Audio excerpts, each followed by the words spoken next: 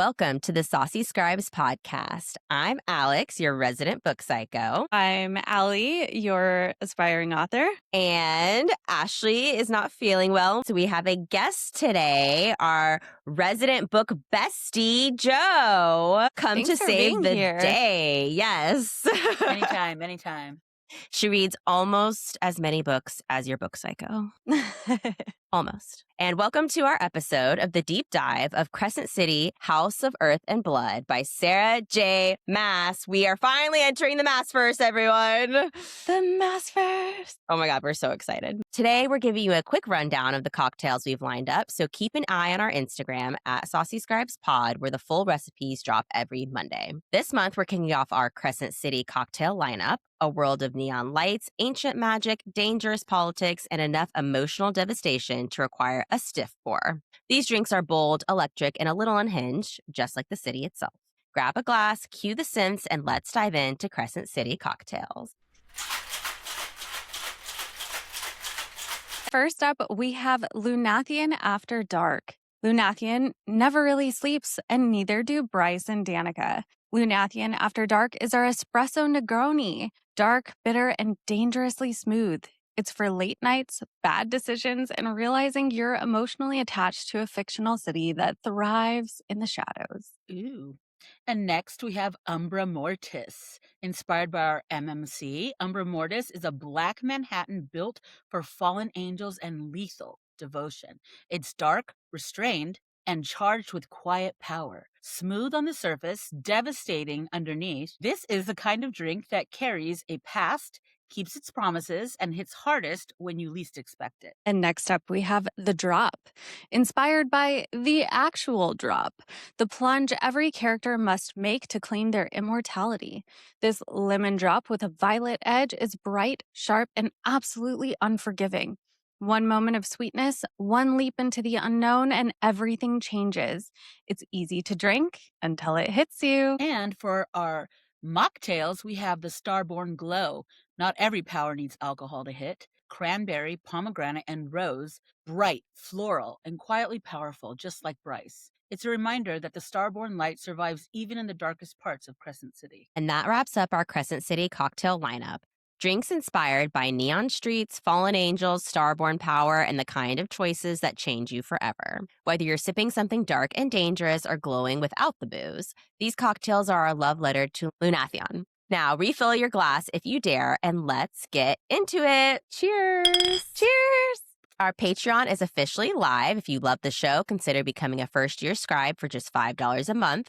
You'll get early access to ad-free episodes, a digital cocktail booklet for each book we cover, and an exclusive printable dust sleeve designed to mimic the look of vintage leather-bound books. Perfect for dressing up your romantasy shelf. This membership is a way to support the show and help us continue bringing this magical, messy, and swoony content to life. And if you've got a moment, we'd love if you rated and reviewed the podcast wherever you are listening. Okay, guys. So before we dive in, we need to give a spoiler warning. We will be discussing the entirety of the Crescent City series and the entire Sarah J. Maas Universe. This is our deep dive in the preparation for ACOTAR 6. Hopefully being released sometime this year. We will also be including any bonus material and anything Sarah J. Maas has said in interviews. If we reference another series spoiler, we will give a spoiler sound in the episode so you can skip ahead. And a quick note from your saucy scribes before we cross into Lunathian. House of Earth and Blood is not a gentle read. It's grief-soaked and blood-spattered, built on loss, rage, and trauma that cuts deep. This story doesn't ask permission before it hurts, so expect graphic violence and death, trauma, substance use, explicit language, and emotional devastation, alongside moments of desire, humor, and found family that are hard-won and paid for in blood. Romantasy doesn't soften its edges, and neither do we, so consider this your neon-lit trigger warning. If any of those themes feel too heavy, step away when you need to. Protect your heart. That always comes first. But if you're ready to survive the drop, pour something strong and follow us into the neon-soaked chaos of Crescent City. All right, scribes, let's open the gates. Once those gates swing open, there's no easing in. Welcome to Crescent City, magical chaos on espresso with Bryce Quinlan as your very unwilling tour guide. In part 1, Bryce, who's 23, half fae, works at a magical antiquities shop, babysits a fire sprite and a grumpy chimera, and has way too many secrets. Her best friend Danica, alpha of the pack of devils, and tattoo twin extraordinaire, keeps her from accidentally blowing up the city. Most of the time. Drama kicks off when Philip Briggs, a human chaos agent and all-around menace, gets out of jail despite trying to blow up a nightclub. Bryce is tasked with finding the stolen Luna's horn, and Danica sits in meetings with Archangel Micah, plotting a plan that doesn't suck. A whim leads them to the Heartgate, which lets people at other districts chat, complete with an ominous plaque: "The power shall always belong to those who give their lives to the city." Foreshadowing anyone? Bryce then goes on a disaster of a date with Reed Redner, dumps him, pivots to drinks, dancing, and general life chaos with Fury and Juniper, and comes home to nightmare fuel. The flat is trashed, the pack is annihilated, and a demon is snacking on a downed angel. Bryce fights it off, gets her leg gouged, and heroically stays to protect the angel, because of course she does. Enter Hunt Athalar, fallen angel, assassin extraordinaire, and Isaiah, leader of the elite 33rd Legion. Bryce is thrown into a holding cell, but Rune, her distant cousin, quotes, aka her half-brother, shows up and insists that she is released. Meanwhile, Briggs finally faces justice for his demon summoning shenanigans. We enter part 2, fast-forwarding almost 2 years later. Bryce meets 200-year-old vampire Maximus Tertian to sell an artifact. Then he drops dead. Micah ropes her into the murder investigation because apparently she's the only one who can untangle the mess before Sandriel's visit and the once-a-decade summit. Hunt is assigned as a bodyguard under his own grim debt for lives deal from the failed Angel Rebellion. Bodies keep showing up near ley lines. The Luna Horn's history comes into play, and the deadly Crystallos demon is looming. Bryce and Hunt even suspect Danica's vindictive mom, Sabine, but Crescent City wouldn't be any fun if evidence were easy. We enter part 3. Bryce and Hunt are back on demon patrol when Victoria, a wraith in Micah's Triari, tracks the Crystallos through Phyro's sewers, because of course the demon prefers shortcuts. They hit up Therion, the River Queen's spy master, for backup. On the streets, the Crystallos bites Hunt, severing his magic, but the duo still manages to kill it. Home at last, mid-kiss, Sabine crashes in with a gun, confessing that Danica stole the horn and she only covered for her. Bryce spends 5 days in shock, therapy not included, until Rune drops news of synth, a dangerously overpowered healing drug. Bryce calls Adis, Prince of the Chasm, who drops cryptic demon advice and reminds them deeper demons don't care about Midgard. Jessica, naturally, installs a knock tank in the shop because why not? Victoria retests Danica's clothes. Synth is everywhere. High doses give super strength and magical powers, and the obsidian summons the Crystallos. On Danica's birthday, Bryce finds trash iced on croissants meant for her, and Hunt goes full rage mode. This leads him to losing his wings temporarily due to Sabine's power plays. Just when she knows she's getting close to the killer, Bryce's old flat catches fire. Therion calls. Riverdale is happening now. Bryce races there, spotting the Viper Queen selling synth, while Hunt buys. Micah, Isaiah, and the others arrive, claiming that Hunt and his crew tried to distribute the synth, but got caught when the Viper Queen spilled the tea. Hunt explains Danica stole the formula years ago, accidentally killed her pack, and unleashed the Crystallos with obsidian-laced synth. The horn? Totally uninvolved. Fury shows up, gets shut down by Bryce, and the fallout hits hard. Hunt is imprisoned, Justinian crucified, and Victoria tossed into the ocean trench like if she was last week's leftovers. Part 4. Sandriel tortures Hunt with a photo slideshow of him and Bryce. Awkward. Bryce tries buying him back with gold and her Archesian amulet, offers herself instead, and Rune swoops in to cancel the deal. Bryce storms off, gets attacked again by the Crystallos demon, and is saved by friends. Just another Tuesday. The summit kicks off, full of political players, undercover spies, and scheming Asteri. Micah shows up at the shop, revealing Jessica's archive is actually the legendary Library of Parthos, that Bryce herself is the horn, tattooed with Danica's witch-inked dust. Micah's plan: use Bryce and the synth to activate the horn, summon an army, and cement his power. Chaos ensues. Micah attacks, throws Syrinx into the Nox tank, terrifying, and blasts power into Bryce.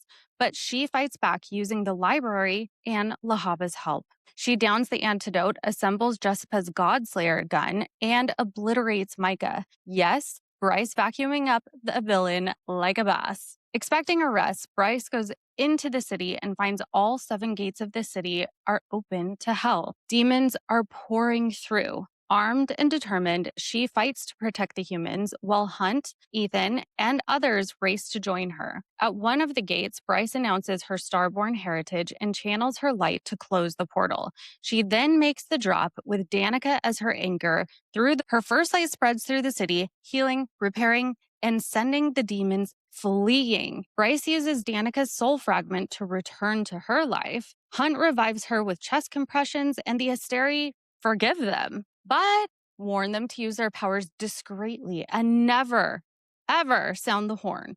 Bryce and Hunt survive, city saved, and the horn's true power remains hers. So basically, in short, demons, synth, magical conspiracies, betrayal, heartbreak, explosions, broody assassins, epic heroism, secret light powers, and if you are not sipping something strong while following this, are you even reading Crescent City? So now we're going to head into Threads of Theory, where we break down all the chaos, magic, and murder of Crescent City. We drop theories, dissect the messes Bryce and Hunt leave behind, and connect the threads so you can finally make sense of the mayhem, or at least enjoy the drama with a drink in hand. So buckle up. It's going to be a deep dive into conspiracies, heartbreak, synth, demons, and everything in between. So let's get into it.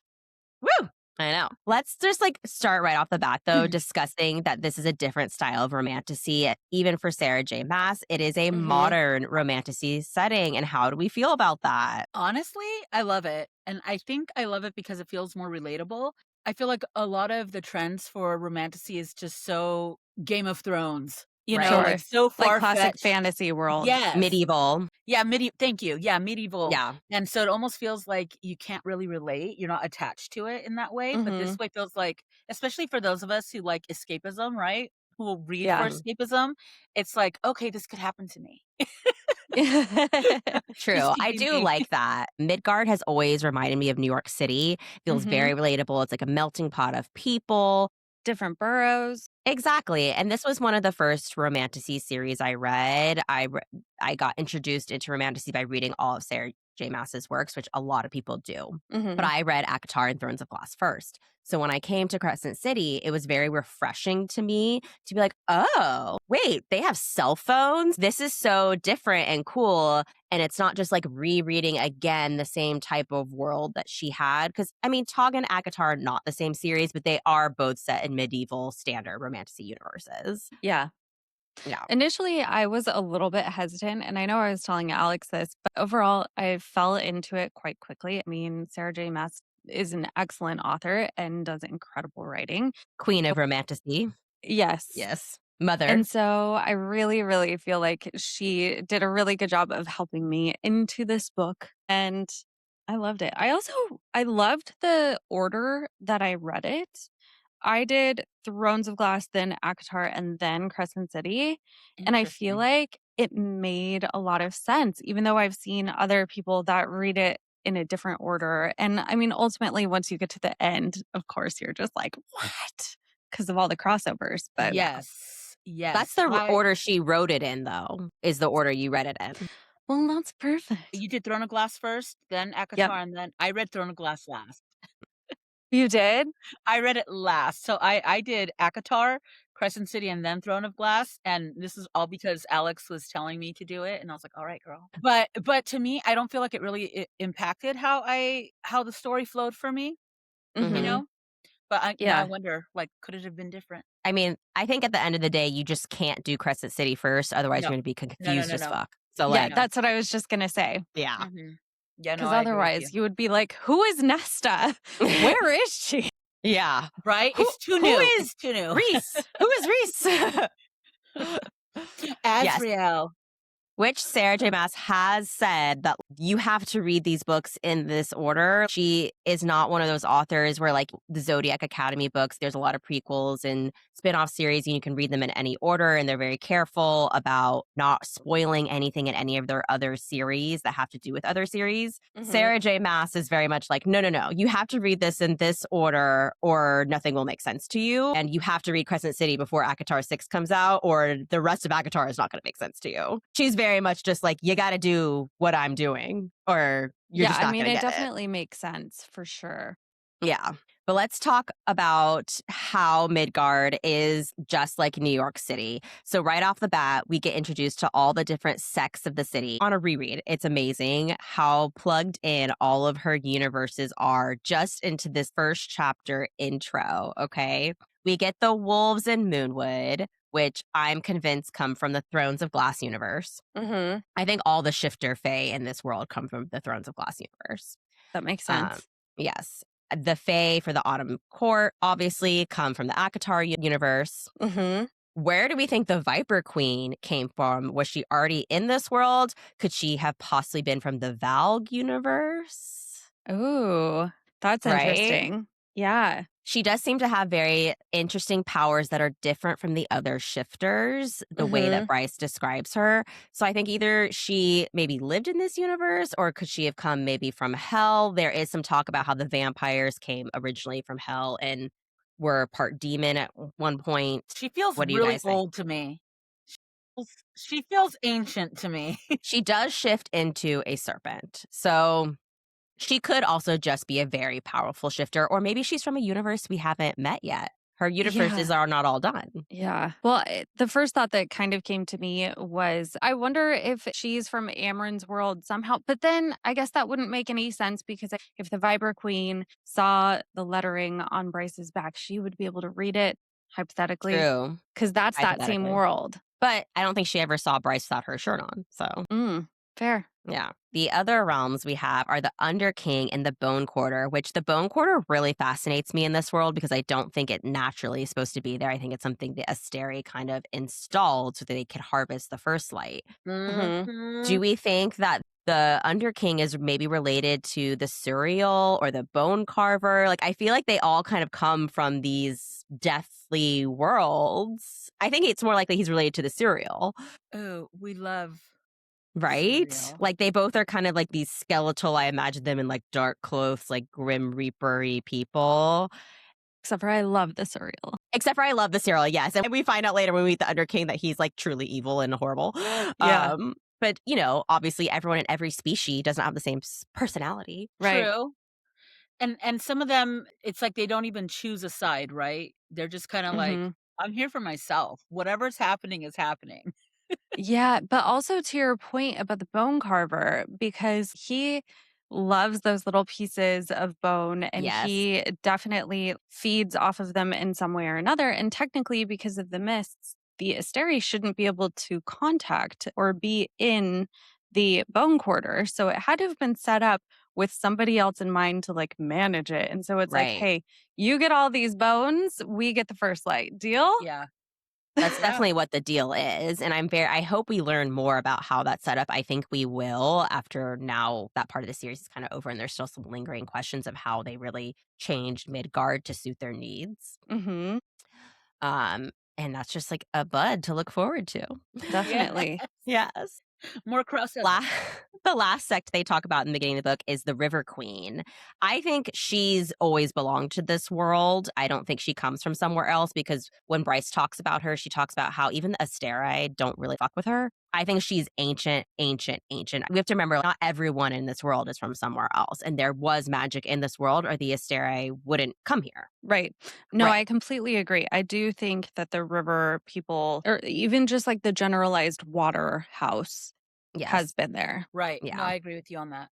And then they say, obviously, that humans also have always been in this world. And those are the ones we are introduced right in this first chapter. Talk about all of the crossover right off the bat that you don't even know is happening is crazy. So also in this first little nugget, we hear about Bryce's amulet that she wears around her neck that Jessica gave her. Mhm. And oh my God, if you have not read Thrones of Glass, you would not notice this. But if you have, it's an awfully similar description to something we've heard before. Yeah. It's a knot of 3 entwined circles, which is the exact same symbol of the 3-faced goddess from Thrones of Glass. Yep. And the Eye of Elena. Yep. Which means that the witches in Thrones of Glass probably made her amulet, and then your brain just explodes. Yep. And you know, And I love it so Jessica much. is just acquiring things. Yep. Yeah, she collects things. We know from later on that she has like secret priestess magic and is like thousands of years old. She's ancient. Mm-hmm. So she would, when everyone first came into Midgard, know of all of these different people. Mm-hmm.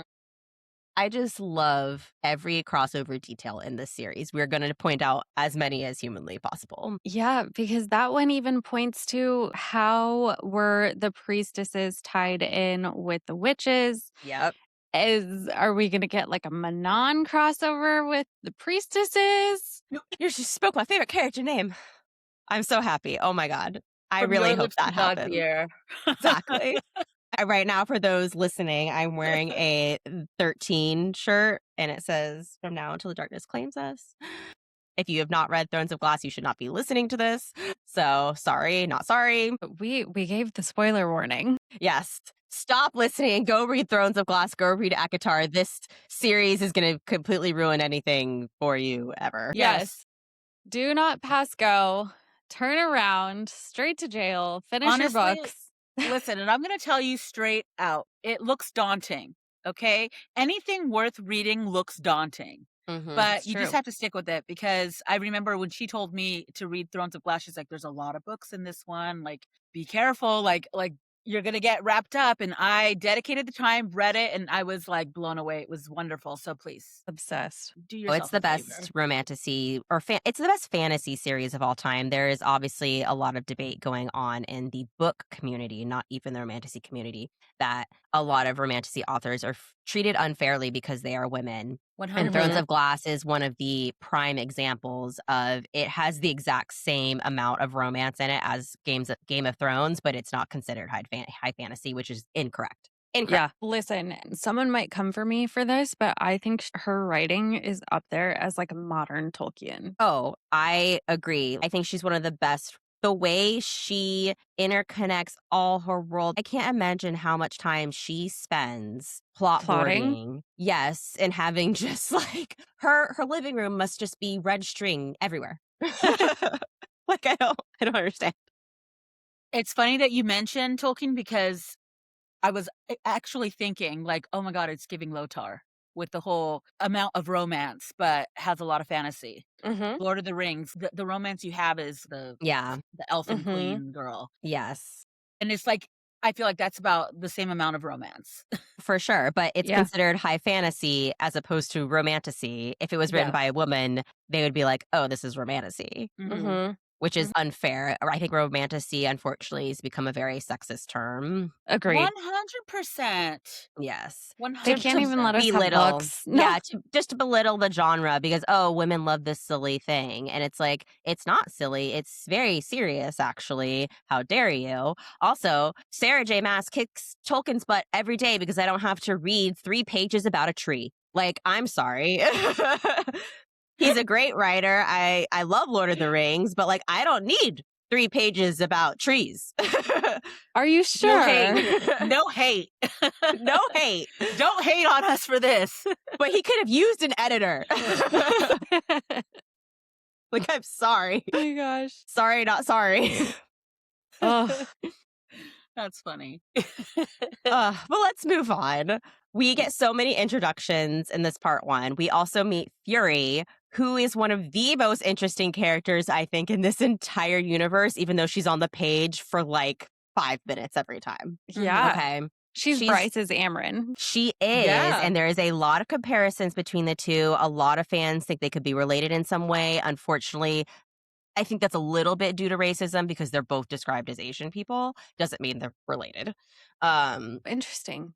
Yes. I'm going to be honest, I don't think I picked up on that. She's described as an assassin and a mercenary. There are 2 big theories that go around about Fury.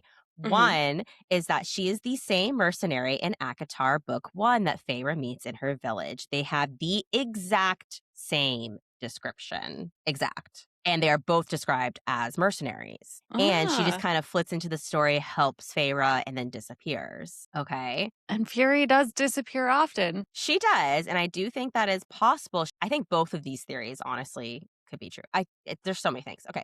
There's also a theory that she is the daughter of a Lord of the Night Court, which would make sense that she lives in the Akatar universe. Okay. The other theory is that she's a princess of hell. I think all the theories tie together. So in Akawar, this is all part of basically the same theory. She is a princess of hell. Lord Thanatos, the same lord from the Night Court, it's said that he's having difficulties with his daughter again. This is a very weird line. We don't get a lot of information about all the different lords of the Night Court. In mythology, the Furies, which Fury is definitely named after, tended to be the daughters of Thanatos. Give me any mythological tie-in, and I am just like, yes. Yes. And the Furies were the goddesses of vengeance, punishing crimes like murder and perjury. It's her. I'm sold. Now, how did a prince of hell become a lord in the Night Court? I don't know. We know that one of the princes of hell is named Thanatos. It's a very specific name to be used in multiple places in the universe. I don't know why he would be in the Night Court as just like a random lord no one cares about, but it's also weird that we learn this nugget of information about a random lord that no one cares about. Other than like, sure, she could just be coloring the world, but it feels like a thread. Yeah, it does. For sure. And it also would make sense that Fury would be that mercenary who helps Feyre. And then maybe because she's a princess of hell, she understands the thin places and she just like bounces from everywhere. And that's why he's having difficulties with her again, because she keeps disappearing to Midgard. I don't know. She's like, I don't want to be in this ancient place anymore. Right? She's got something to look forward to in Midgard. Okay, I just had a thought, and it might be a long stretch, but maybe the reason he's in the Night Court, so we know later on that Adis fell in love with the Starborn Queen, okay? Maybe he's not the only prince from hell to fall in love with one of the Fae from Prithian. And maybe this other prince fell in love with a Night Court lady and decided to move on over. Maybe like, him, Thanatos, and Adis were hanging out one day. Then, Thea was like, let me introduce you to my friend. Wingman. Yeah. And maybe they went back, though, to Prithian, just like Thea's daughter did. And, trickle down, all that stuff. Maybe he's like watching over Thea's daughter as a friend all this time in the Night Court and all of her descendants. I don't know. I'm definitely pulling this out of my ass, but I'm kind of into it. We'll see. Maybe. I don't know. It's very possible. I mean, there's just so many Easter eggs and like threads that we can pull. And we are just like in chapter 2. Yeah. Pretty much. Pretty much. So she's going to party with Fury and Juniper. And it's just like, oh, Fury, enter character. Here's her descriptions. Oh, I don't feel like she's related to Amryn. I think they just have similar descriptions because of the way that they look. I agree. I mean, Amryn isn't necessarily a being. Like, she's not. Yeah, she's a god, right? Essentially. I mean, they do have described as like these weird powers no one can totally understand. But I think in Fury's description of that, it's not godlike. It's because she comes from Prithian and she's trying to hide her true identity because she knows she's from Prithian. So also, if she is from Prithian, does that mean that her powers are not in fact dampened? Yes, which is why she's trying to hide. Yeah. Which is why they all think that she's like she's this so mystical. highly paid. Yes, exactly. They're always like, I don't know what kind of veneer she is, but like she's something. She's something.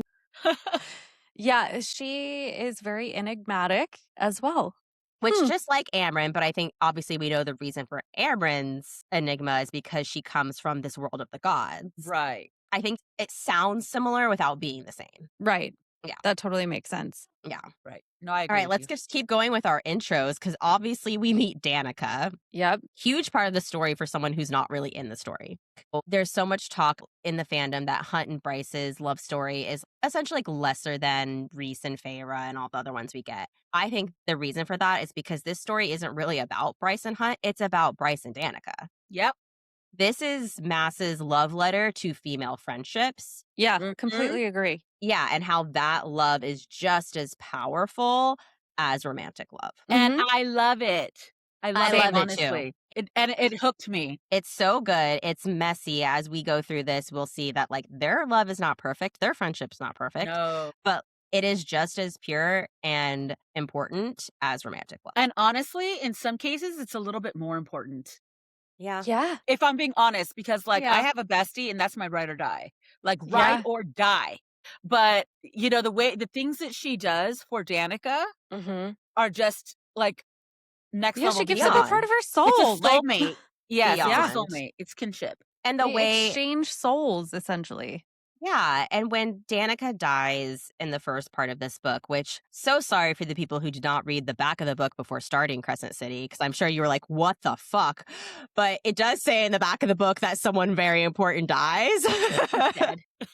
It's in the synopsis to get you to pick up the book. Oh my But god, if I you was don't read literally like, those, wait, what? yeah, It starts you off don't like read that, those. right? I was You're like, like, oh yes, you're reading a Sarah J. Maas when you're gutted quickly. First seriously. chapter. And she's dead. Like, So oh, whoops. Danica. Well, Yeah. not anymore. Don't get Yeah. attached. Luckily, my I did read the goodness. back of the book, so I was not thrown when she died. I was kind of like, oh, this is the important death. Okay, that makes sense. Yep.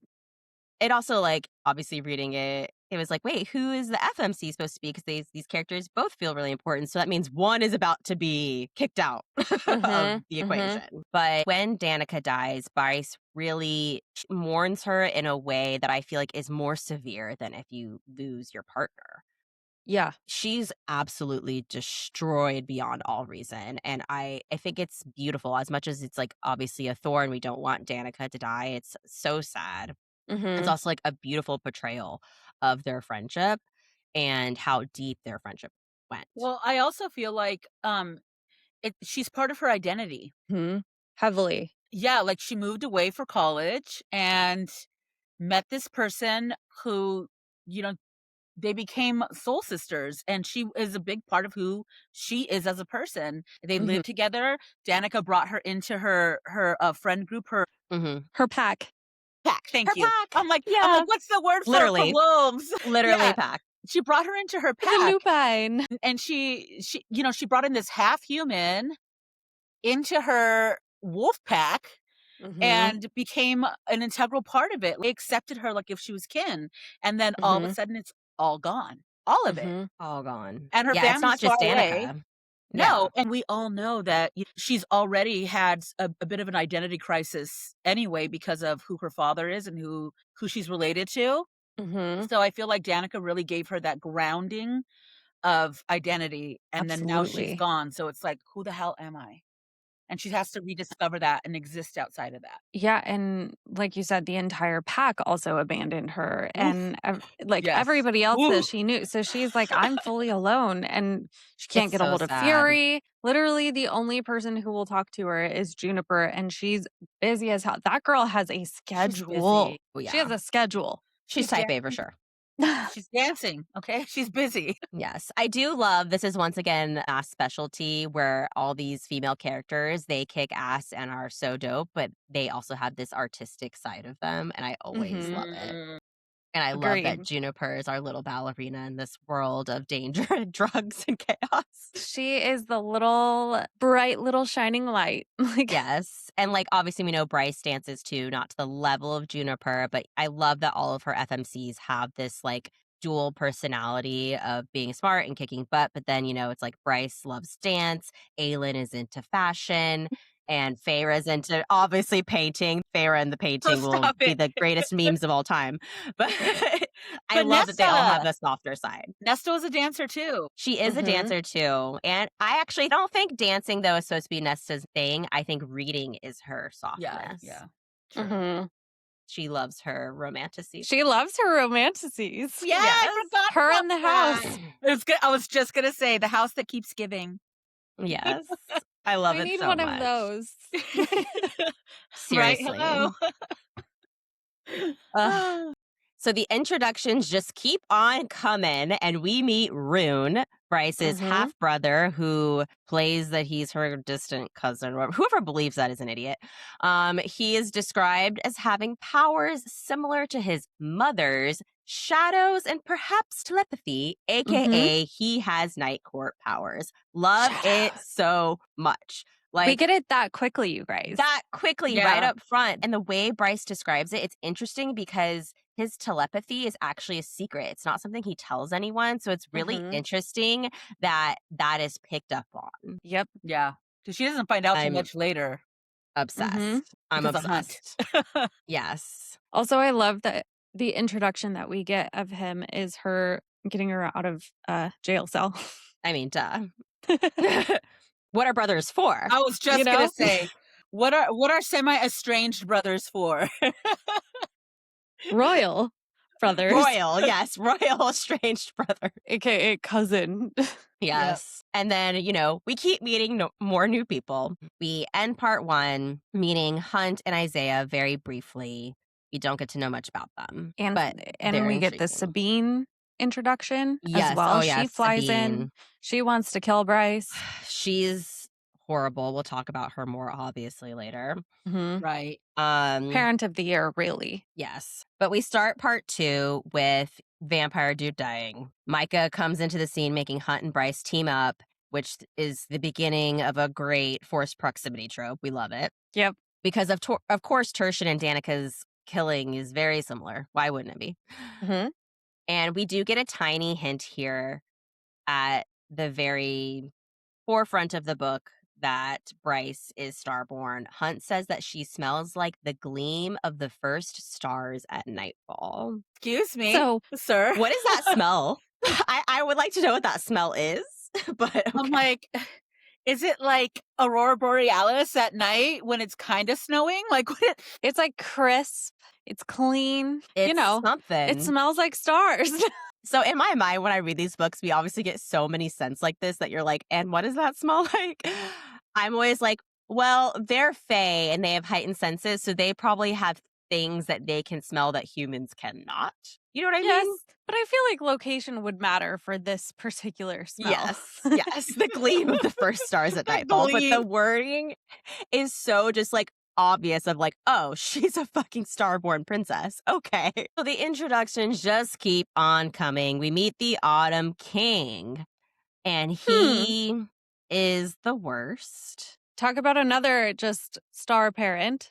Yes, another star parent. I have questions about the Autumn King, okay? Because we recognize another Autumn King somewhere else. We do. And are they all assholes? Apparently. The Autumn King is just like a lineage of assholes. I think Which is so sad because fall is just perfect. And you know what? That's why Lucian is not an asshole, because the Autumn King is not actually his father. Daddy. Correct. You are not the father. Maury reference. Yeah, it was. So we stumble to the Autumn King. He has an orrery, and it's very, very similar to one that Rhys has in ACOTAR, because of course it is, because he's actually from Prythian, even if he doesn't realize it. I literally texted Alex and was like, I recognize this.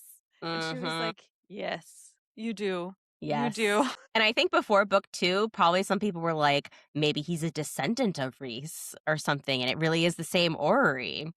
But it's not. They live in the same timeline, as we now know. As we now know, yes. Yes. And he's looking for patterns, and we get our first like calls to like in the side of the series. We get that so much in ACOTAR. It's ridiculous. So I feel like it's almost right like there, take a shot every time you hear it. No. Yes. And I feel like right here is like a neon sign that Maas is trying to be like, do you notice anything? Right. Completely. She's like, completely. Nudge. If you don't get it. Also, we call him the Autumn King for no reason really whatsoever, by the way, in this world. Why is he called the Autumn King? No clue. It has nothing to do with Midgard or the city, the area they live in. Right. Nothing. Because we don't hear about other kings, like other kingdoms are just like, oh, the spring court, the different courts. Interesting. Like when you think about it, it's so obvious, but because it's in a modern setting, you're so just like, I mean, that's a coincidence. All these fae just love the seasons. The seasonal fae. The seasonal fae. They love a season. Oh my goodness. Yes. And he, of course, wants Rune to use his Starborn gifts to try and find the horn, which Yep. is the whole point of this book. And then, we're just going on our introduction train and Mm-hmm. we meet Lily and Syrinx. Mm. I will say, compared to Akatar and Tog, this series has the best magical creatures. Like, Yeah, just so I do good. love them. Yes. I mean, the creatures have such a powerful impact on this story. This story wouldn't be anything without the creatures, really. Really. Which I feel like Akatar and Tog don't have as much. Like, yes, in Tog we get the wyverns, but they're not really that sentient. Like, they're a little bit sentient. And we hear about fairies in Akatar, but we don't really meet many of the lesser fairies. Correct. Yeah, this is really where she lets the magical creatures shine. We meet the Nox, we meet Syrinx, like we have all these the otters. Oh my god, the otters. The otter. Stop it! Stop it! My postman. The I otters, love the greatest yeah. thing in the Aw. Massverse is the otters. I'm Oh But, sorry. my god, in this so series, cute. the animals are strictly just animals, Mhm. whereas, like, in the other ones, they're, like, shifters. Yes. I mean, Yeah, yeah, there are some shifters still, but Syrinx does appear to have some sort of power. He does, and I'm very right. curious to see more what he does because I Mhm. love how Hunt is kind of like, "You know nothing about your, wannabe dog," by I the love way. when he jumps across the buildings and, like, wakes him up. Like, he's like, "Yo, you're supposed to be protecting her. Why are you asleep?" Mhm. I love Syrinx, and I also would jump into a tank with an ox in it to save him. So we finally get into our montage sequence Yep. where Bryce starts all of her detectiving antics She is and the Pink whatnot. Panther. We all remember what happens, but a lot of this is just like facts, Mhm. essentially. There's not much to theorize on all of their detectiving. So eventually we get led to the Viper Queen Mhm. because, salts, Bryce has questions, blah blah. Meat market. Meat market, we've talked about that she's a serpentine shifter, that she could be from different worlds or a Mhm. world we haven't seen yet. Her description here is a snake form that is a moon white cobra with scales that gleam like opals. Ooh. Yes, and whose power was rumored to be different. Something extra that mixed with her venom, something strange and old. Okay. And of course, I had to Google immediately Mhm. what a white cobra means. So, a white color. White serpent often signifies purity, magic, or divine connection, as seen in the benevolent Chinese white snake legends. Which makes me think, is she from Amren's world if she has a divine connection that is strange and old? See? Yes. But I don't know. But I don't know Ugh. Mm. either. She is such a mysterious character. I think later when we get to Rosa, she's definitely going to be a bud for me, even though I didn't think of it at the time. Now that we're deep diving, I'm like, oh my God, I You're just like, need "Wait to a know minute." more about her. Right. She is so interesting, though. So And interesting. also, the fact that she doesn't seem like her motivation for power is not the same as everybody else's motivation for power. And I Totally think agree. that's kind of what sets her apart because she doesn't care one way or another in what, like, the Asteri are doing. And the She's Asteri leave her almost above alone. them. Yeah, she's almost above them, which gives God energy. Yep. To See? where they're like, it's better to keep you happy. Joe, get it out. Get it out. It's always okay, for me, it's always the ones that are, like, super mysterious, you know that they're ancient. You just know they are. Like, Mhm. she's been around for a minute, you just know it because no one wants to mess with her. Mm-hmm. Yep. No one wants to mess with her. They know what she's capable of, or maybe they don't know what she's They fully don't. capable of, but they've seen some, They've seen right? enough. They've seen enough to know. She's ancient. She's not of this world. No. And Yeah. I love her description here. I love that we find out what her shape shifting image is. Mhm. It's feels intentional. Mhm. Mhm. And we Everything is know, intentional. yes, Mass does everything with intention and she loves mythology. She loves to pull from all of these things that are real life legends. Mhm. And to me, though, when I think of the Viper Queen, I don't think of purity, magic, and divine connection. So it's interesting that that is what a white serpent signifies. And Hmm. I'm like, what's her backstory? Where did she come from? Is she from the God world? I mean, for those who don't know, Sarah J. Maas used to be famous before she got super famous for making Pinterest boards for all of her series. Now she no longer does it and takes them down because she's Sarah J. Maas. But before that happened, when she was writing things like Crescent City and Thorns of Glass, she had Pinterest boards for them, and there used to be a Pinterest board for A World of the Gods for a series that has not come out. And a lot of people think that that is Amren's world. I feel like it could also maybe be the Viper Queen's world. And I just- agree. I Or maybe want it's one and the same. I want these books to come out so badly. Yeah. I'm foaming at the mouth. Do you think that maybe the Viper Queen, because what the white viper signifies or Mhm. symbolizes, do you think that maybe in her previous world that she was all those wonderful things, but something Maybe. happened or something And maybe made her she's this way? no, maybe she's upset now because she got stolen away from her world and she's like bitter. Yeah. Maybe she like fell through a rift. So like in ACOTAR, we know Amren fell through a rift in the sky into Prithian. Mhm. Maybe the Viper Queen also fell on a rift through the sky to We gotta seal Midgard. up those rifts, okay? You know who else fell through a rift? Rifthold? Aelin. Yeah. Literally an entire series, Rifthold. I love that the city is literally named that. Yeah. And we're just all like, oh yeah, that tracks. Now I see it. Yep. Got it. Got it. So let's continue on our montage. They discover it's the Crystallos demon. They see that the Luna Temple acolyte dies. Bryce finds out Micah's the one she saved that night. Man, like, wouldn't "Damn this it." have been a shorter story if she just let Micah die? Just let him bleed out. I will Ugh. say that nugget is such good writing. Yeah. Because he was attacked by the demon, you completely write him off as being the bad guy because he got attacked by his own monster, essentially. Yeah. You're just like, well, it couldn't have been him because, like, he was a victim. Right. It's seemingly it's nowhere so good. near the situation. So good. And he's the one obviously instigating, you need to find this demon. You need to find the horn. You need to find all these things, these killers. So it's so interesting. It's just a masterclass in writing, honestly. Like, she's brilliant. I love her so much. I feel like Completely agree. this whole next 3 episodes is just going to be like a love letter to Sarah J. Maas. Sarah J. Maas. Completely. How do I love As thee? it should be. As it should be. So we continue on our montage. The club explodes. The Autumn King suddenly cares about Bryce's safety. Someone needs to stay with her 24/7. Ho ho, guess who can volunteer? Yep. And we get our true forced proximity trope in action. They're literally forced to be in her apartment, living together. Mhm. Adorable. Oh, how sad. Oh, how sad. Yeah. Oh my Terrible. God. Oh my God. Stop it. There's only one room at the end. Oh no. I haven't built my IKEA bed yet. I only have one.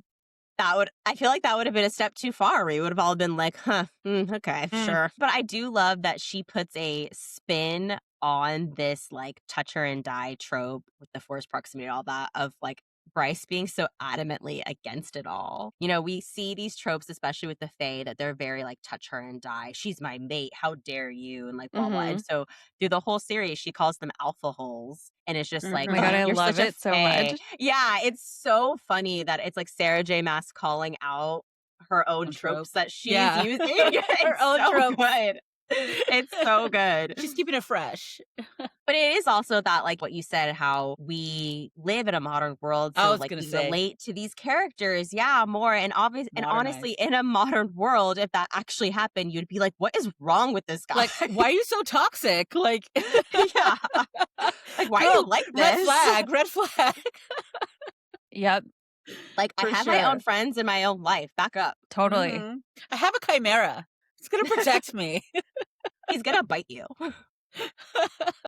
As we continue our detective work montage, Hunt visits the Oracle. What do we think about this little visit?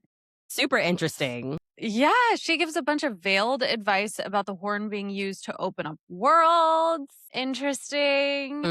It can be repaired, yes. Mhm. With magic that's not magic or whatever. Yes.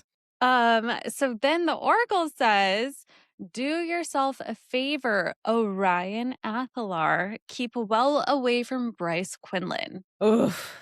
This Okay. line is heavy. It does a lot of lifting. It does so much lifting. It also gives one of the major pieces of evidence that fans think that Hunt is actually not her mate. Do we think there's going to be like a betrayal farther down the line in the series? I think this is one of the biggest things debated on Reddit about Crescent City, the series. Mm-hmm. A lot of people think that Hunt is not her mate. They love to tear apart their relationship and compare it to Rhys and Feyre, compare it to Cassian and Nessa, compare it to Aelin and Rowan, blah, blah, blah, blah. But at the end of the day, the thing I look at is Hunt is not Fae. So, of course, their relationship is going to read differently. They're not going to have the same type of mate connection that is described. It's present times. It is also present times, even though we're on the same timeline. But he is not Fae. He's like a weird, breeding of a Fae mix hybrid situation. Like, we don't totally know. Yeah, God, he's part hell, like, whatever. It doesn't mean I don't think he can have a mate. I just think it's going to read differently. Yeah. I also don't think she has to write every relationship the same. Agreed. Yeah, and to that point, I actually feel like it's one of the better mate bonds because it isn't as convenient. Yeah. Yeah. And I love agree. that. I love that it so too. much. I actually kind of feel like this book is, like, going back to what we said earlier, it's the love story between her and Danica. So he's just kind of constantly trying to, like, ensure that she doesn't kill herself. That. He's like, Yes. I'm literally just trying to keep you alive 90% of the time. I don't have a lot of time to be, like, stuck away. Yeah. No, I agree. And also, I just feel like, he kind of, I don't know if I want to say he, like, just trusts her, that she's At more this point in the book, independent. he does. He does distrust Yeah, her. she Completely. she's more independent as a female character. Yeah. At this point, he still calls her a party girl and thinks she's drinking, and she hasn't had a drink in 2 years, and she's not a party Right. girl. But I mean, I guess what Anymore. I'm trying to say is that her as a FMC, she's more of an independent person than some of the other Completely. FMCs that Sarah J. Maas has written about. So her relationship with Hunt is going to look different because she is more of a strong, independent woman of, like, having to take care of herself, just, working, living her life. So I just feel like that's just going to look different anyway. The way he perceives her, the way he interacts with her is going to be different than the way, Rhys and interacted with Feyre. And Bryce was also raised by, like, a military guy who taught her to be badass, hard, protect yourself, fight for everything, trust no one. Then we meet Therian, who is not annoying in this book. I also love his nickname for Bryce. Legs. And then she sees the otters here. The important stuff, the otters. She's like, really? That's all I really wanted. Finn is my least favorite character in the series. It was just the way he treated her after his brother died. Where it's like, oh my God, you act like they were in a committed relationship. She agreed to a date with him. Calm down. Well, but then we also find that he was in love with her and she shut him out also. So his pride was wounded. I felt like the punishment was really harsh. Like, just the way he treated her was intense and it was constant. That I was just like, okay, enough. We get it. You're mad at her. God. Yeah. Like, relax. Stop calling her names. Yeah. That was like the first irritating thing that he did. And then he came up with many more irritating things. So then Bryce does something super interesting. She decides to summon the Prince of Hell, Adis, and what the fuck? For one, also I love that she didn't tell Hunt that she was going to do this and was just like, just be cool, okay? As a reader, I'm also like, are we cool? This feels not cool. Right? Well, but we get the immediate sense that, like, he's not evil. Nope. And that they've met before, which is interesting. Which why she feels comfortable summoning him, but no one else knows that, Bryce. Fill us in on the loop. Yep. Give us some details, please. Yeah. How do you know him? Yes. And he says the 7 princes dwell in darkness and do not stir, which darkness is another word for night, basically, is one of those princes at the night court. Ooh, I don't know. And he drops a lot of hints about what they need to do, what blinds an oracle. He tells her to make the drop. He's very, like, leading without giving any real answers. Yep. Yes. And he's giving her the game plan. Yeah, and it kind of makes you feel like he's a friend. He is definitely a friend, and I love that he comes as a cute little cat all the time. Yes. Okay. Love that. Love that he's a cat. Love that He's he's a so cat. cute. Ashley would love this. Yes, Ashley would love that he is a cat. Love that he's a cat. Absolutely. But he's also, like, a prince of evil. Yes. Well, the thing is, I think she's so good at this. It's one of the things she does in ACOTAR that makes it such a good series is she preys on your stereotypes and the connections your mind makes Yes. that are Mhm. natural from pop culture, from society.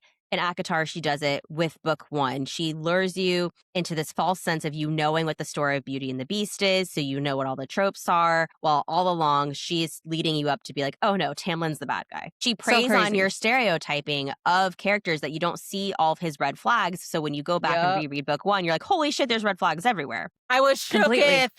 Shook. It's like the same thing here. She preys on your stereotype of thinking you know what hell is. You think that hell is bad. You think that it is evil. You think that it is full of demons and darkness. When really, hell is just another universe that has dark and light in it, I think. It just works in a different way from our world where they have these creatures they kind of have to like keep under control, essentially. That's just a part of their everyday life.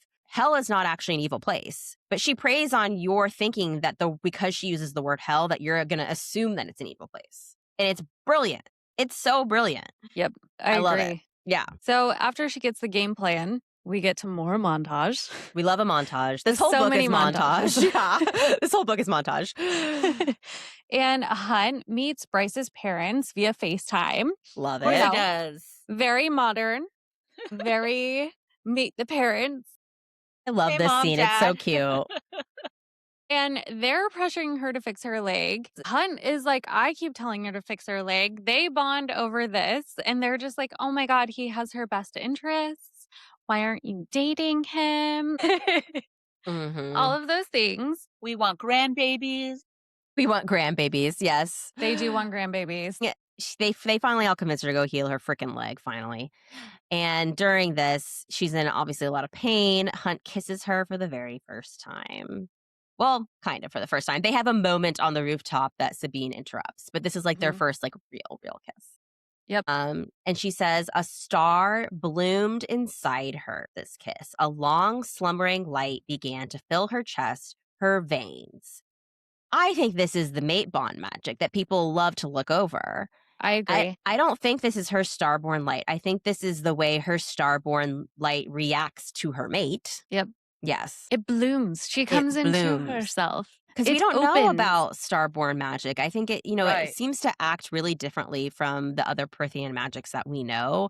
And I know in that series, even though she's technically from that world, the mate bond is described literally as like a string, a golden bond that is like a thing that's filling. I just think it's going to be different here. I think starborn magic is more unique. And I think this is Right. her magic's way of showing that bond. I And we agree. honestly don't know enough about starborn magic to be like, this can't be it. Like, Yeah. Yeah. And leading into more of the mate influence in the next scene where Hunt loses his wings and that Oh. whole traumatic scene, Yes. he says that Bryce smells like paradise. Which we know mates always think their mate smells like the best of anything they've ever The smelled. best of the best of the best. Yeah. Deep so breath. paradise smells like starlight. Yes, apparently. That's what I'm hearing. Which makes sense though, because he's an angel. He's an He flies in angel. the stars. Yep. I love it so much. Okay, but his wings getting ripped off, sawed off, Oh. whatever the heck. It was I'm dramatic. traumatized. It is trauma. It's nice that in this universe they seem to grow back. Like, Thank Yeah. God. that's nice. I mean, that like comforting pull from Victoria, wasn't it? Yeah. Which is interesting because in the ACOTAR world, if Reese lost his wings or Cassian, they would not grow back. Correct. So it is interesting 'Cause that they Case do in here. point with the women when they get clipped. Yes, exactly. But they're not angels. They're not They're not angels. They are different. They're not made of starlight. Yes, but there is a theory that the Illyrians were also an experiment by the Asteri back in the day, which is why they are winged creatures that are different. Mm. Yes, Juicy. which I do think is interesting. I've always wondered why the Illyrians are different from the other Fae at the Night Court, and that could be the reason. Yeah. Yeah. And they love the stars Yeah, with their mountain. And Reese Mhm. with the stars. it's all plot thickening. It's all plot thickening. And as we start getting closer to part 4, Mhm. this plot thickens after she hacks Danica's Redner account, and someone sets her old apartment on fire. Then we get the moment of finding Hunt on the water with the deal with the synth. Yeah. And everybody is there at the time, and that's when the massive hurt betrayal happens. No, I lost it when I first read this book. My mouth dropped open. I could not believe he was the one buying the set. I could not believe it. I mean, that's basically, I was like, no, this has to be a setup. He can't have betrayed her this bad. Same. I was like, it can't be. He's there to fix it. He must be there to fix it. He's being set up. But also, I just love that, like, you know, now that I've read so many romantic-y books and I'm going back to books I read in the beginning, essentially, I'm like, oh, if this was another series, like, that would have been the end of the book. Yes. Like, the end. But not a Sarah J. Maas. Not a Sarah J. Maas. We keep going and we keep getting emotionally cut. Yep. Then we head into psychological torture. Yay! Part 4. Part 4. Sandriel enters with psychological torture. Yeah, just what she's very good at. And real torture, we later find out. Yay. Yeah, she's I can't stand she's a her. treat. She's a treat. She's a real treat. She's got a special talent that nobody wants to find out. No, Yeah. I'm super sensitive. I'm a sensitive being. Okay, Alex can tell you. I need all the trigger warnings she has to tell me. I don't care if she spoils things for me up front because I have to be emotionally prepared for it. Yeah, She I've was spoiled one of many them. a series for you. Yes, Sandriel was one of them because she's just evil. Yeah. Yeah. She's just evil. And a twin. Huh, the evil twin. Yeah, she is the evil twin. That She's is the evil interesting. twin. Remember, Hunt was in love with her sister. Yep. Which That's is true. so That's true. weird, like image-wise, like imagining like, oh, someone who looks exactly like the woman Exactly. you love is torturing you. It's torturing you. Yep. It's rough. Well, and on an additional layer of torture here, I think he realizes now that he actually does have something to lose and that maybe not all of his faith in humanity is destroyed. I know. And I love that for him. I know. I'm like trying to find the bright side of the torture. Sweet baby. He's like, wait, I'm in love. Yeah. Oh, you're right. Like, looking at all these photos, I'm watching myself fall in love. And it's like, oh, God. So this is after Micah sold him to Sandriel, right? Yeah. Yep. Yeah. I hate Micah. Oh, my God, I hate him. Like, he made this deal with Hunt. It was a sweet deal, like, in the end. I mean, but to be fair, Hunt was caught buying synth. Okay, sure. But what was he supposed to do? I don't know. He's evil himself. I mean, he is. He puts Victoria or whatever at the bottom of the ocean for all eternity. Murders the other guy in front of, in the... Very gruesomely, yes. In the atrium. Yeah, thank you, that. Pulled him apart, quite literally. Like, literally, to just decompose in front of everyone. Right. Like, this, out of all her series, this series has the most, like, graphic torture, for sure. Yeah. Yeah. Which, the whole display of the torture and then leaving it, it gives Amarantha. It does. Yeah, it does give Amarantha. Of poor, sweet human girl decaying on the wall. Yeah. Feyre. And no one noting that, oh, they have great smell. Why is no one like, what's that decaying body really reeks? Should we take it down? Literally. Well, No. it's the torture for them, too. Yes. Amarantha just loves the torture. Right. She does. But I just hate that, like, Hunt had to witness this whole thing. I mean, I would be destroyed, too. There'd be nothing left of my soul as well. Well, I think that's the goal. Yeah. That's the goal because they want to control him. They do. He's powerful. Mm-hmm. Yeah, I almost wonder if they know that he is the son of one of the princes. I don't think that they do, but they do know that he's very powerful. Yeah. Right. Yep. I mean, that's why they put the tattoo on his forehead. I mean, okay, look, the tattoo, it goes on everyone who betrays, but the tattoo is there to control and to limit the power. So he only has access to 10% of his power with that tattoo. And he's that strong still. Yeah. Yeah. Well, Bryce tries to buy Hunt's freedom by offering gold, the Archesian amulet, and herself. Sweet it's girl. crazy that Sandriel melts the Archesian amulet, by the way. It's like I have questions. an heirloom. There's like 2 in the world. Mhm. Like, what? Mhm. And obviously, none of that worked. We know like that it's the symbol of the three-faced goddess and that there's only like 2 or 3 of them left in the world and that the priestesses used to wear them. Right. Yeah. For and then- protection. For protection. Mm-hmm. Yeah. Which it was protecting her. It until was. this Danica point. told her never take it off. Yes. Yep. But also, this whole situation, I feel like it mirrors that very old fae bargain situation and Oh, yeah. reinforces her instinct to like trade her body for protection. Mm-hmm. And also, real interesting that this is the same way that Bryce eventually gets saved from Jessica, because she offers herself in exchange for her to live. Yeah.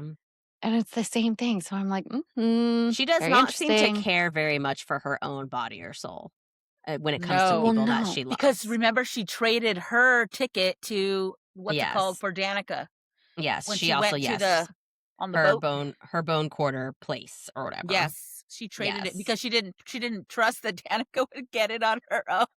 But she also like doesn't understand her worth either. I think her Yeah. whole life she's been told by Agreed. her dad that she's worthless, even though she's a starborn princess secretly.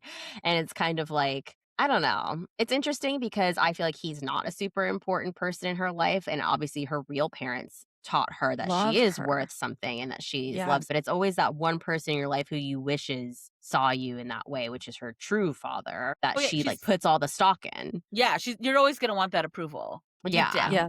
And she Yeah. doesn't. She thinks she's like worthless. And, also growing up in Midgard, half fae are always called worthless. Like they have bottom feeder jobs. They're like almost even worse than a human. So I think, all of that is internalized. And she just doesn't think that she's worth very much, even though she's literally the heir to the Starborn kingdom. Yep.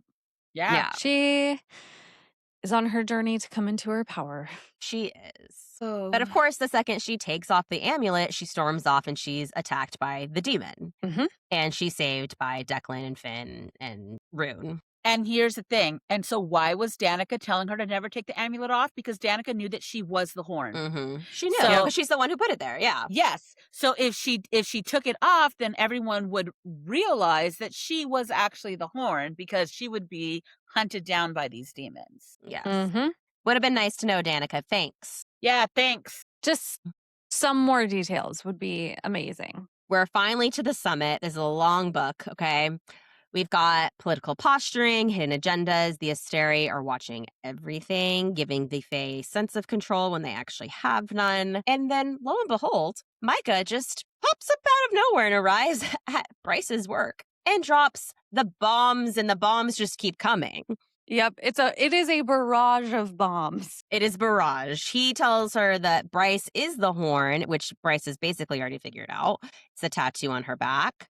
Using witch inked dust, Jessica's archive is the long thought destroyed library of Parthos. And oh my gosh, if you're not paying attention, you will miss it. He starts describing some of the book titles. Mm-hmm. The Book of Breathings from Akatar is in this library. Yes, it is. The Walking Dead from Thrones of Glass is in this library. Yep. She also mentions This a few other black book with titles, gold font. Mhm. which I would not be surprised crop up in other worlds that we have not found out about yet. Mhm. And how did these books get there? It's interesting because, especially the Book of Breathings, we find out they're actually on the same timeline, supposedly. And so for the Book of Breathings to have been in this library for like thousands of years is like, okay, so there's more than one copy then. All right.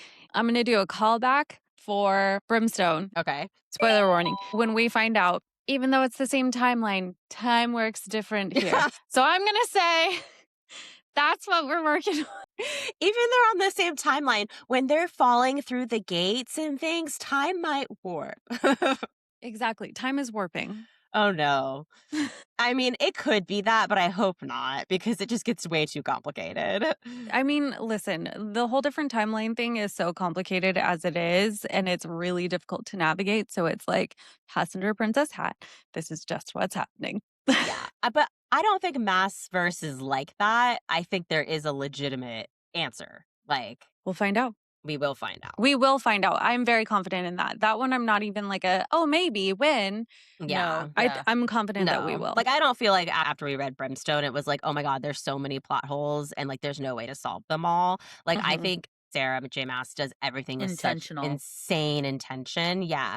Like, she put the Book of Breathings and The Walking Dead in here, and she knows how they got there. It's not just because she wanted a little, like, Easter egg. She knows the backstory of how they ended up in this library. Because it could have been any other book, but she put those. Yes, exactly. From both series. Exactly. I mean, the Book of Breathings is such an obvious one. How much do they talk about that stupid book in ACOTAR? Like, The Walking Dead is a little bit more of, like, if you're not really paying attention kind of thing, because Aelin, like, barely brushes with that. But that, interestingly, was the one that even more so I was like, oh my God, that's The the Walking one. Dead. Yeah. Probably because it always just made me laugh because I was like, oh, like the show. The Walking I Dead, like the same. show. Yeah. I thought of automatically. Same. I think everyone does. We're just like, oh yeah, show. Where's the zombies? Zombies. And then the bombs keep coming. He's behind the murder of Danica and the Pack of Devils. He injected her with synth and she tore herself apart and everyone else. We get a montage of an insane battle scene that's being live streamed to the entire summit via Jessica. I love that Jessica was like, excuse me, I need a screen. I love that Jessica also, like, she gives off all this air to Bryce the whole book about, like, I'm going to turn you into a new. But she really loves Bryce, and she's, like, such a badass boss. I love their relationship. It's so weird, and I'm just obsessed. Yeah, I also love Jessica for all of those reasons, too.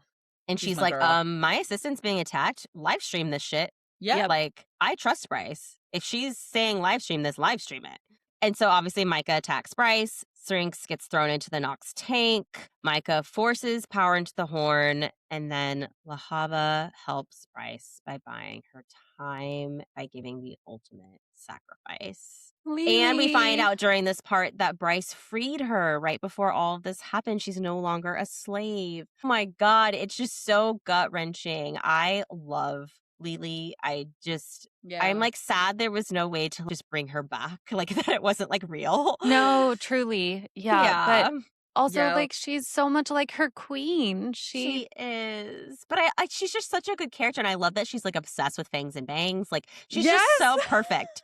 Like, she's with the perfect her little chaise friend. lounge. Yes. Obsessed with her. Yeah. And then, Bryce takes the antidote after Micah injects her with synth.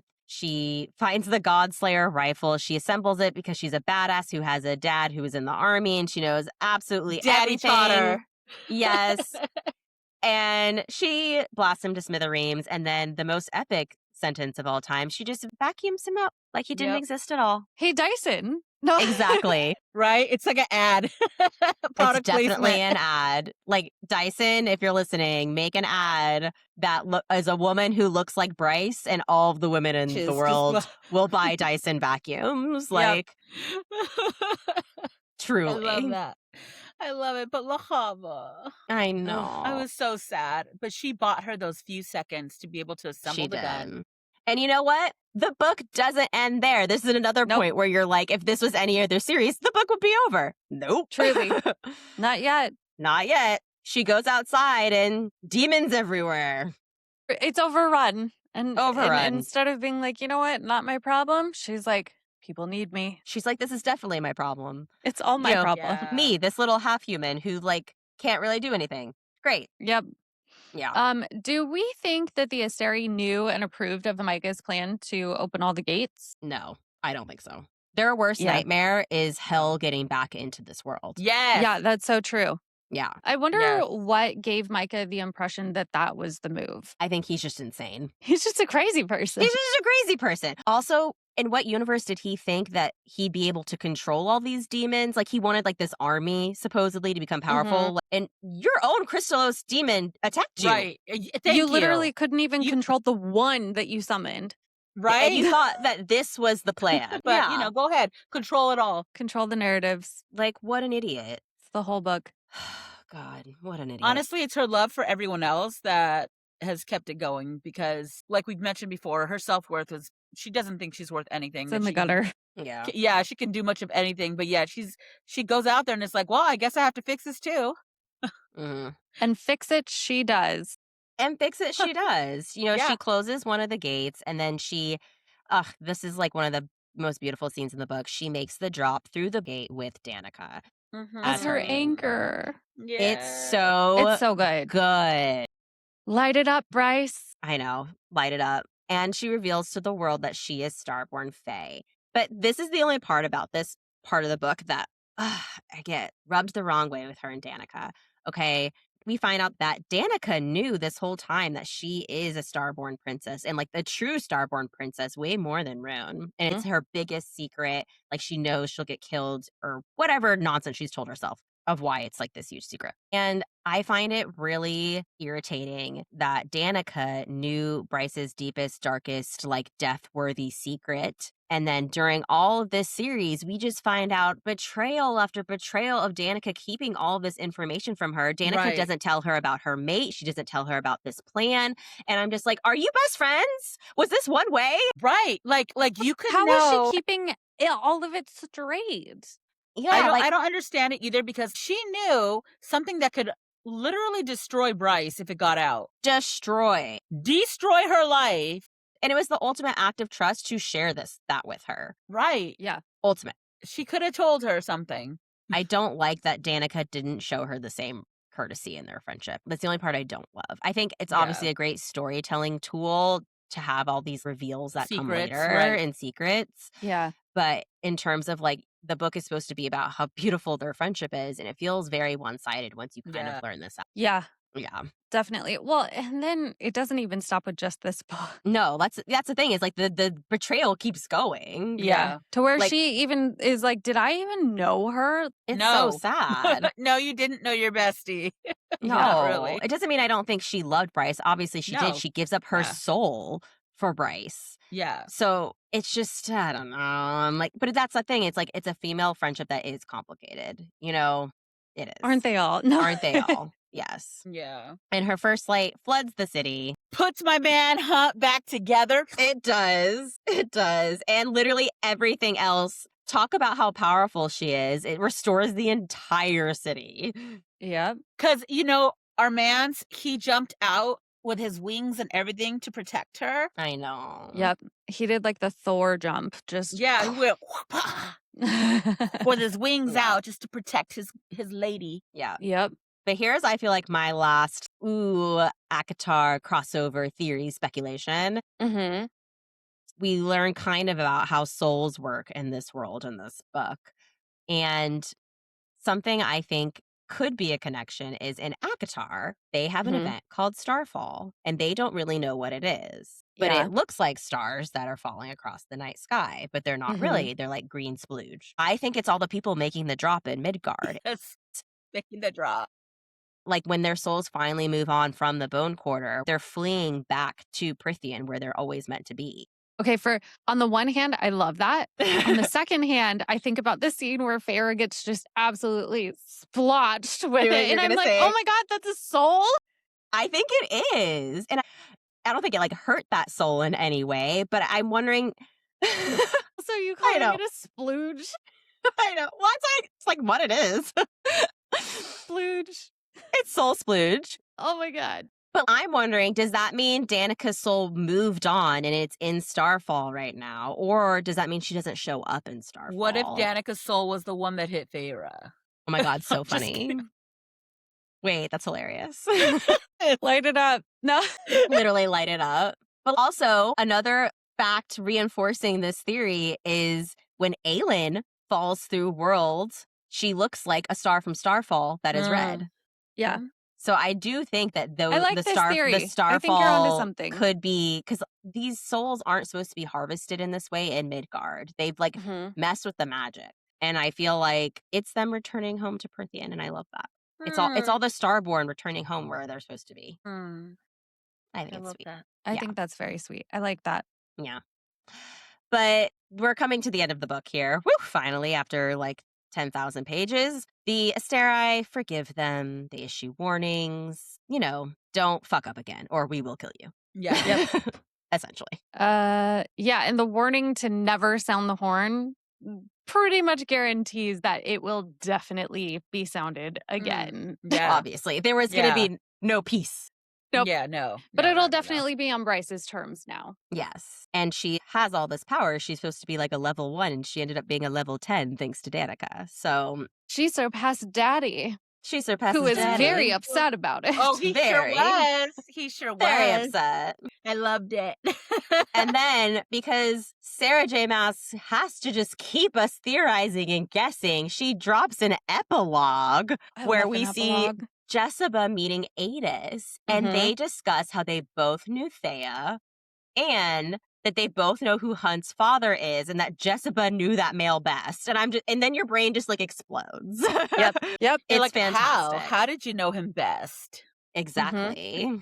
All right, that wraps up our threads of theory for Crescent City, House of Earth and Blood. With the theories laid out and the threads traced, it's time to step back from the analysis and let ourselves feel the book for what it is.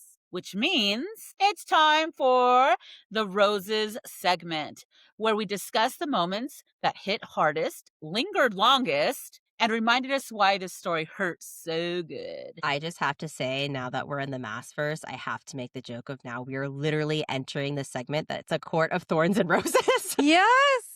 You're right. It literally is. Literally. Obsessed. All right, let's start with our roses. I mean, I love that this is a modern setting. I know some people hate modern setting romanticides. I love it. I think it's a breath of fresh air. The Easter egg crossover mayhem is obviously a rose. Her writing is, I'm sorry, like she gives Taylor Swift a run for her money with these Easter eggs. Like completely. I almost made that reference earlier. Wow. We are just same brain. And obviously the otters. The creatures in total. I love the creatures. I love the creatures, but the otters were like super cute because they had little vests and they're like, I just picture them like they're just like so back swimming, doing backstrokes in the water with like a little satchel with like all the mail in it. When she sees it come to the door and she sees it on the screen and she's like, like I love that she is all of us. No, I love that she is all of us. She feels the same way and she lives in the world. Yeah. I'm obsessed. Like it's a novelty for her too. I love it. Weirdly, one of my roses is actually the Hunt betrayal in this book. I actually love that part. It's like what we talked about earlier, where their relationship is just more realistic. And, you know, when we get Reese and Feyre, it's like once you really get to know Reese, you're like, Reese would never do something like that. You know what I mean? Like, 'cause he's so perfect, which is great. We love a perfect MMC. Yeah. But I just love that their relationship is more nuanced and nitty gritty. And I loved when I was reading this book for the first time that my mouth did drop open at that point. That I was like so floored and shocked, because when you know that FMC and MMC are, you know, they're forming their love story and all those things, you just don't see like something like that coming. You know, throwback to spoiler from when we read Metal Slinger. It's like similar when you're like, I did not see that betrayal coming because you're supposed to be each other's everything. Yeah. Like we knew that's where that story was going. And granted, she does forgive him rather quickly. But I think it's a rose, weirdly, even though it's like a bad point in the story. See that? Yeah. Yeah. I mean, and speaking of nuanced relationships, the Danica friendship love story is definitely a rose for me, in addition to the creatures, because I love them. I love any story that is more centered around friendship than like a classic love trope. Yeah. It's still there. It's like, it's, which is nice. It's still there for us. We still get our little bit of spice and like whatever, but I agree. It's so nice to see that the story is really centered around friendship love. Yeah. And also it's not even just the Danica part. It's also with Fury. It's also with Juniper. It's like she has such an established friendship group and they love each other so deeply. And it's complicated. Cool. I put that for my rose. Too. My rose was, well, the otters, obviously, because I just can't with them. I love them so much. But also the many unlikely friendships that were made, right? Because even with Juniper and Fury, Danica and her, they all seem like very different people. Oh, yeah. Yeah, completely. They're all very different people, but something about them just works so well. And then also like her relationship with like Lahava, even with Jessica, like, I love her relationships, or all the relationships that are being established. Even her relationship with her brother when they start to resolve some issues, right? Initially, you wanted to hate him because you're like, "What the hell? Why are you being such a fart knocker? Like you're so rude to your sister. What the hell's wrong with you?" Knocker. But like even that relationship, I loved how he just wanted to be there for his sister, and then they reconciled that, and they're like starting to establish a connection again, where it's like it's us against the world. It's us Yeah. against our dad. Our Which I feel dad, yeah. like that's like the quintessential sibling relationship, right? Like Yeah. only I can start shit with my sibling. No one else can. Yeah. For You sure. know? We did not That's talk so about true. Rune hardly enough. We didn't talk during about this Rune deep very dive. much. We You're right. really Yeah, didn't. I love Rune. He's one of my favorite characters in Crescent City by I like far. him agree. too. I like I him also too. love that he's so like gritty and he's just like, I'm a prince, but what of it? I don't care. I love his typical like rebellion character of like he has like the half-shaved head and all the tattoos. Like And all the piercings. Yeah, and all the piercings. You're just like, oh, you're such your own trope. But like I love him. And I think we will obviously talk about him so much more next deep dive because he's so much more in the story with, Yeah. Lydia and everything that happens to him. He becomes much more of a main character. Less But frat boy, more main character. Exactly. Yeah. Let's talk Yeah. about some of our thorns. Mm-hmm. Mm-hmm. I do think there's a little bit, maybe too much montage in this Yeah. book. The middle Yeah. tends to drag a little bit. It's a very long book. I agree agree. with that. And like I said before during the deep dive, it's like you keep thinking you get to the end of the book and then you're like, there's more story. But wait, there's Which is more. great. I love how complex the story is, but sometimes when you're reading, you can get a little like forced stopped of like, oh, Yeah. I thought this was the crescendo. Oh, I thought this was the crescendo. And sometimes it's a little like jarring as a reader. Yeah. Like, it's like when you watch a movie that has like too many endings. You're like, is this thing over? Yeah. Yeah. There's the flow. It throws the flow. It's the There's flow. 4 moments to where Yeah. it's like, this can end. Oh, it didn't. Oh, It did. Yeah. Oh, it did. Like- Exactly. Yeah, it's a little like, but Yeah. it's still a great book. Yes. I completely agree. Sabine also is just so much. Actually, She's a both of lot. my thorns are Sabine and Danica, which ironically mother-daughter. Yeah. Hey, apple didn't fall far. The fruit I in the know, tree. right? You read my mind. I was like, the fruit in the Yeah. tree. Completely. Danica with her like secrets on secrets on secrets. Like I genuinely think if she were putting this much stock into Bryce, like she should have informed her of something. Like Agreed. anything. Because also she kind of is putting Bryce in far more danger Yeah. by not letting her know, for instance, the horn in her back. 100%. The But synth. yeah, the synth. All of it. Like, it's kind of Going nuts. into the next book, the coffee table. What? Like, Yes. anyway. It's just like, dude, Danica, why did you think all of this needed to be a secret? Like, it's a little like, did you not trust Bryce at all? Like, Jesus. Yeah. Yeah. She should have told her Actually, something. we're not into it yet, but next book, I think the secret that hurts the most to me is not telling her about her mate. Because to me, that's a similar type of secret to the Starborn thing where there's nothing about danger about it. Like, that's just like a trusting thing to share with your best friend. It has nothing to do with like necessarily the plot and all the horn drama and all like blah, blah, like Yeah. Redner Industries and all that. It's like, Yeah. that's just something you should tell your best friend who's your best girlfriend. Like, Right. you've been in love for 2 years and didn't tell her. Yeah. And I wonder if there's like a degree of shame to it too. I mean, we can obviously get into this Yeah. in this next episode. The secrets are a lot. And this is only the beginning of the secrets on secrets. Yep.